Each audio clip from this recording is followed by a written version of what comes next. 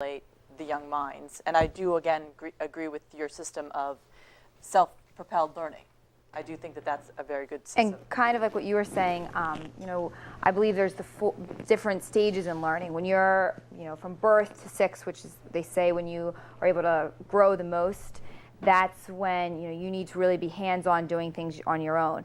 As you get older, yes, the work should change, the difficulty of the things you're learning, but also how you're learning needs to change. So you're able, when you're 6, you're not able to sit and listen to somebody lecturing to you. But when you're 16, 17, 18, you're able to process that more. I think Coach will agree over there about developing citizens too, and taking what people have and taking their abilities and that hard work and the interest level and their whatever abilities they come with, and kind of guiding them to be good citizens as well. Well, on any of my teams, we obviously had a lot of stars like Kareem Abdul-Jabbar and Bill Walton, and I think I would have had less success on the court had I focused all my attention just on the strengths of that of those 2-star players, of those 2-star players on that team. I think that as far as education goes, we want to value the different roles that each individual will be able to bring to the table. And I think that if we put too much value on maybe one person or one set of skills that someone needs to learn, it really takes away from them growing as an individual, or really understanding that their set of skills is really a part of a bigger picture. In that, whether it be from my experience, on the basketball court, or really use basketball as a metaphor for life, that each person is supposed to fit and have some sort of role within society to gain some sort of better good. Kind of goes with your idea of standardized testing taking away creativity and learning different things. Yeah. But there is a set of skills, I think, that everyone needs to learn. I think you can only guide them so far before you tell someone that, before you let them know, well, these are the types of skills that you need. Like, in my experience as a coach, if you can't dribble a basketball, you can't get on the court. Yeah, if someone doesn't show you how to dribble a basketball, then you're not really gonna know. I mean, you might be able to learn by observing from others, but it's gonna take someone who's practiced with the game to be able to show you how to do it correctly. How often would you say you drill just rudimentary, basic things, just drill and drill and drill and drill? Well, fundamentals were always a big part of our practice, and I think that's where we had a lot of success in building a foundation of certain basic skills, and then being able to build on top and build on top. I would have a lot of players with a lot of athletic prowess, but I think lack the knowledge of the game, lack the fundamental knowledge of the game, where we really have to build on their intellectual ability as well, other than just their physical prowess. I think we're missing the obvious here of where does technology come into play? Cass and I are sitting here because you guys are talking about these lofty ideas, but where's technology in all this? Technology is a tool that aids in exposing weaknesses in order to figure out where we need to make ourselves better, and looking at our strengths and seeing how we can maybe spread them to other people, or how they would fit in about someone being a successful person inside of a team, a group, or a society. Are my robots allowed to play? Are my robots allowed to play? I would say, what do you mean, what type of robots are you talking about? I would like to know that also. What type of robots? Yeah. Because that's a very touchy subject. Because the way that I see it is, if we're going to have... The robots operating on my 3 laws. Windows or Mac? Well, But the way that I see it, as long as they're not giving, I don't see them, I guess, as being human like we are. I mean, if they're mechanical in nature, I don't think they're human. Well, Mr. Asimov, I just want to, excuse me, Coach, I'm sorry. Mr. Asimov, I am really, really skeptical about your robots and your 3 laws. I don't agree with it at all. Okay. And I don't want to be confrontational, but would you just expand on the 3 laws? Because it troubles me to see that could be a future. Okay. Well, one of the things is that, I mean, I'm a humanist. I've been the president, I was Humanist of the Year in 1984, and I've been the president of it. And that's kind of where I came up with my zeroth law, which I think is an important thing to bring up. The zeroth law is basically how we can, let me think for a second here. The zeroth law, yes. See, I told you this might happen to me. Humanity as a whole. Okay. All right, so the zeroth law would be that a robot may not harm humanity or by inaction allow humanity to come to harm. And this kind of creates a conflict within the machines, and that's kind of how they spun iRobot. But I think that these people are so scared of my robots, but they're perfectly logical and they're perfectly ethical. Do you see them taking the place of the teacher? Absolutely. Well, why is that?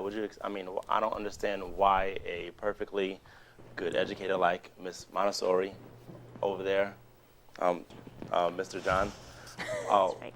thank you, why they wouldn't be perfectly good educators, or why we couldn't co-teach or co-educate. Well, you said a robot taking over, and I said it could, but you said co-teach, which kind of changes it. But my argument is for why a robot could is because it's perfectly logical and it is perfectly ethical, whereas they, I'm sure, will admit that they have their own flaws to it. Is one of your robots able to observe a child and kind of help direct based on that, or are your robots kind of programmed to this is what they need to do? Because are they able to observe and say this is what the child needs? Absolutely. Well, and I think there's a very happy medium, actually. I don't want to use the word robot, because I just think of a machine that walks I around. coined the term robotics, so we can use that one. We'll say computers, because you're old. So, these computers, yeah, I see a computer or a robot in the classroom along with a teacher. There's plenty of software that's very intelligent, and it actually designs curriculum for students and assesses them as they take it. And the teachers can walk around the room and monitor while the computer is actually teaching the students. So the computer has been programmed to take the best best track for the student, and the teacher can monitor. This is going on, and we just started the program. My wife just started the program at her school. So. I mean, I'm a humanist as well. And I think that the purpose of education is continuous growth. I think that I've actually said in the past that once you get to a goal, it's not a goal anymore. You need new goals, and we need to teach so that people are learning how to continuously grow in whatever aspect of their life it is. So, what is our goal? Success, happiness? It depends on the times. So, that changes from generation to generation. It changes based on world situations. That's why I was saying before I'm a contextualist. I don't think we can have a set of rules that determine what's right for all of time. I think we need to make decisions in the context that they're occurring. So I agree with making decisions and having them change, but I really question what the compass that's directing us is. I mean, I strongly feel in human dignity. I am a humanist, but I really would like our decisions in the present and the future when dealing with robotics to be geared in some way. Is there a compass that we can guide and always revert back to so that we can't stray too far? I object. Mr. Dolly. Yeah. Yeah, that's where he's. Yeah, I was just going to ask too, though, with the robotics and then the teacher, being there with the robotics, do you think they can teach the children morals and values? Because I think that's where the foundation The parents starts. should be teaching morals and values. That I shouldn't agree. hasn't have anything to do with being in the classroom. But then again, But to answer your But- question, no, they can't. Sorry, go ahead. You were starting to talk first. I yield the floor to Ms. Montessori. One of my first classroom in Rome that I started, my first school, the purpose of it was actually for those children whose moms were working and they had no one at home with them, nobody to kind of guide their way. And I'm talking this, they would come to me when they were 2 and 3 years old. So my schools were to kind of give them nurturing environments to kind of push them along the way and kind of a moral compass. And you have to look at it, technology. If you're looking at the parents, they didn't have this technology in school. They didn't know what to use, what morals or values that can come from it.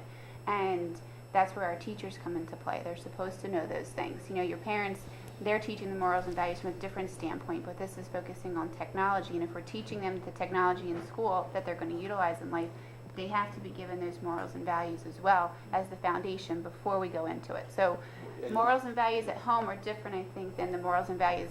If we're teaching them the technology, the parents aren't, then we need to focus on the moral. Who was the concern that that the information's out there, we're not getting it fattened? You're disappointed with the amount of information that's out there, right? Yeah, it's not being used adequately. And then you're saying it's not being used adequately, but because we're not teaching how to use it. Because students have no say currently in the matter. They're, given set things to learn. Ms. Montessori, what do you feel about that? Because, I mean, you said how they're kind of open and they find their way until about 6 years old, you said, and then you kind of guide them? No, what happens is they always are kind of, in the beginning it's more of just fine motor skills, life skills, and then as they get older, then they kind of get the concepts of things. And then as time goes on, yes, they sit more and do more traditional classroom things. Okay. I mean, I don't understand why. I don't think that it needs to take over, but I think it needs to serve as a tool. I think it's a tool to help us continually grow, a tool to help us become better educators, not something that should take over education, but be used. Or even take over humanity. Right. The Dalai Lama over there pointed out a good point that it's sort of like, a teacher has teachable moments. Is a robot going to be able to handle classroom management? What is a robot going to do when a kid says, I don't want to learn? I think that takes the human element to be able to work with someone like that, rather than being into a robot. What you learn in the classroom,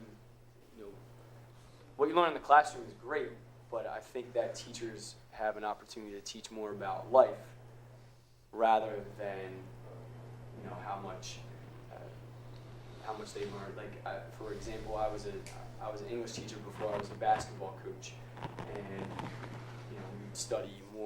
we would study a lot about Shakespeare, and they'd always ask me, well, why do we have to learn Shakespeare? And just trying to tell them that, you're exposing you to something that you might not be so familiar with, and if I can get you to like this for, maybe remember this 10 years down the road. If I did my job, and I've exposed you to something different. Yeah, not only that, you're right in teaching the life skills, because a computer can do almost, as days go on, computers are doing increasingly more things that we can do.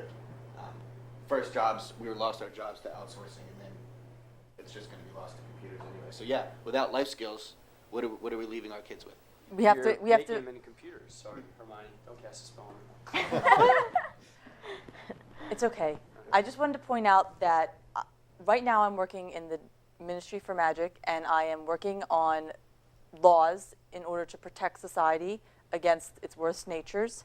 And I feel that all of these points are very valid, that we do have to find some sort of limits that we're all going to be able to agree upon. I mean, in my school, we had this thing called the Tri-Wizard Tournament, and all of these schools met together, and they competed with each other. Although competition is good in some respects, this competition was very deadly. However, this competition brought these schools together and had them cooperate.